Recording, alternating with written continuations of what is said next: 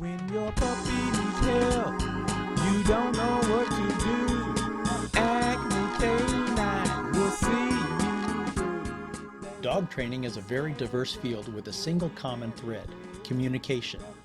Done effectively, this communication increases desirable behaviors and reduces problem behaviors in dogs.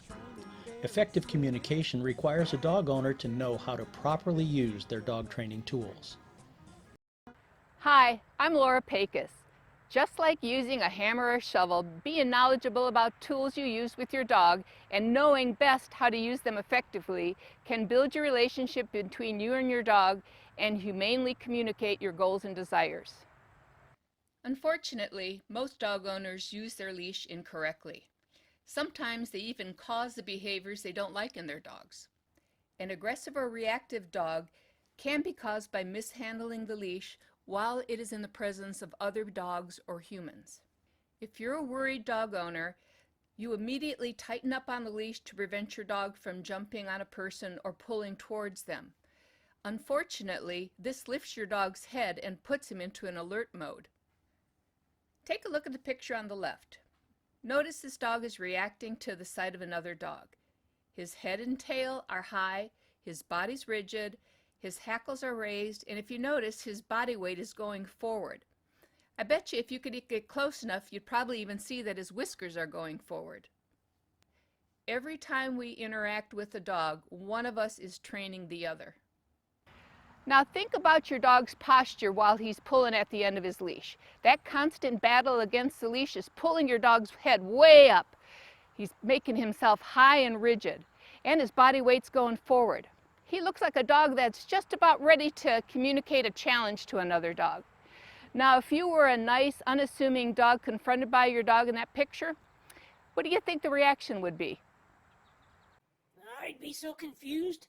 The dog would smell friendly, but look like she wants to fight. I'm not the kind of dog who backs down, so let's get ready to rumble!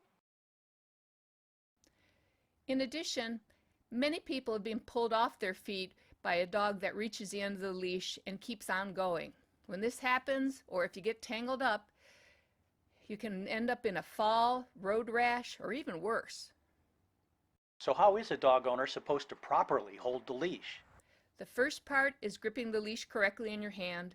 The second part is positioning your arm to maximize your strength. And the third part is maintaining a loose leash. This requires some technique and at first will seem awkward and a bit uncomfortable. Hopefully by explaining the reasons behind holding a leash in this manner, along with some practice on your part, over time you'll find the position to be almost second nature. Using your thumb. Slip your thumb through the loop at the end of the leash.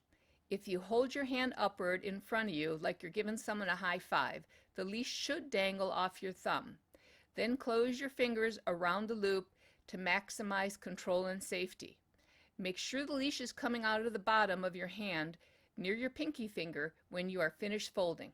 You could hurt yourself the way you have that wrapped around you, and even if you let go, it'd still probably be hooked to your arm, right? Using your arm. How you position your arms while holding your leash is really the make or break part of whether you stay on your feet or if you face plant on the ground. It's really quite simple physics. What is interesting is that if you aren't paying attention, even a small dog can topple a person with the right timing because of the physics involved, especially if they have ample forward movement that's adding to the force your shoulder feels. I'm going to pretend to be your dog and I'm going to be pulling, okay? Ready? Okay. Holding the leash. Some people feel they have more control over their dog if they hold on to that leash tightly, but the result is opposite of what they are seeking to achieve.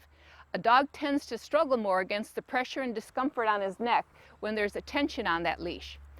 This causes him to pull harder at the leash and you to hold on tighter.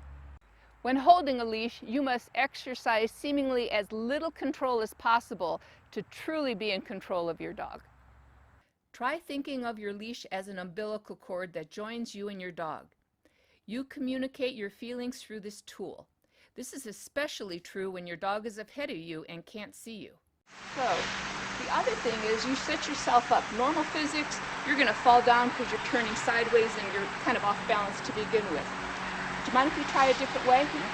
Okay, this is what I've been talking about. I want you to put your thumb in the loop, wrap your fingers around it, and put your elbows to your hips. So, you walk your dog on the left side.